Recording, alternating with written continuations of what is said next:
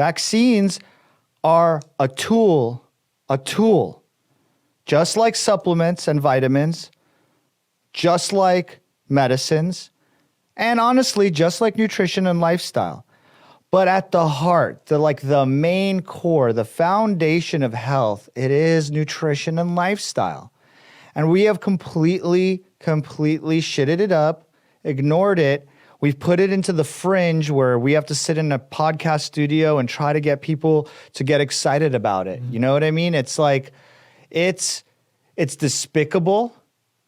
We're the quacks. We're kind of the quacks of the doctor and nutrition world, that we have to be shouting, get Dr. Gary all fired up about simple interventions that humans have always used, and we're the fringe quacks. Look, I'm not a quack, by the way. Let me tell you something. When I started talking about this stuff, and I was still in the hospital like 4 years ago, the doctors were alarmed at what I was saying because I was calling their shit out. I was like, your LDL recommendations are trash. Your grain and fiber recommendations are not good, and they're not anchored in real medicine.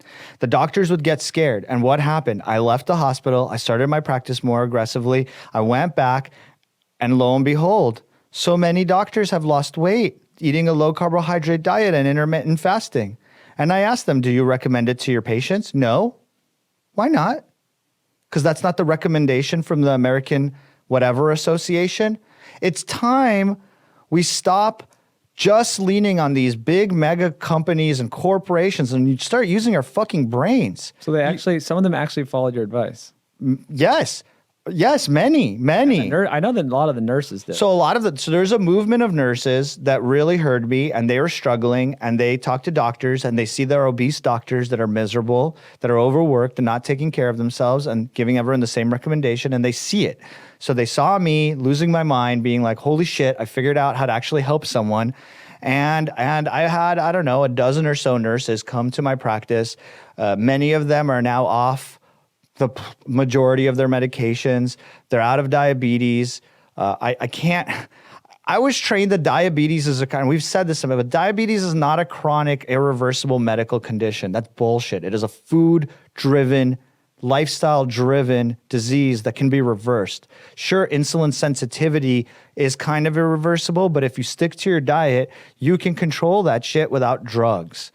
And then there were doctors that did it, and they were embarrassed. They didn't talk to me about it. I know they heard it from me, and then they saw that it was bubbling up in sort of the public consciousness, and they tried it, and it worked. And they're still too afraid to tell their patients because they don't want to go against recommendations, because so many of them are fear-mongered. And I know I'm going to catch a bunch of heat for talking shit on my colleagues, but I'm sorry. Everyone needs to stand up and expect more from your doctor. Mm-hmm. If you go to your doctor and he's morbidly obese, don't go to him anymore. And if he realizes that no one's going to him because he's morbidly obese, then it's time for him to lose some fucking weight. That's the game. You wouldn't go to a workout guru. You wouldn't go to a personal trainer who's all like horrible, right? You wouldn't. Why are you going to a doctor that's depressed to ask him for depression medications? No.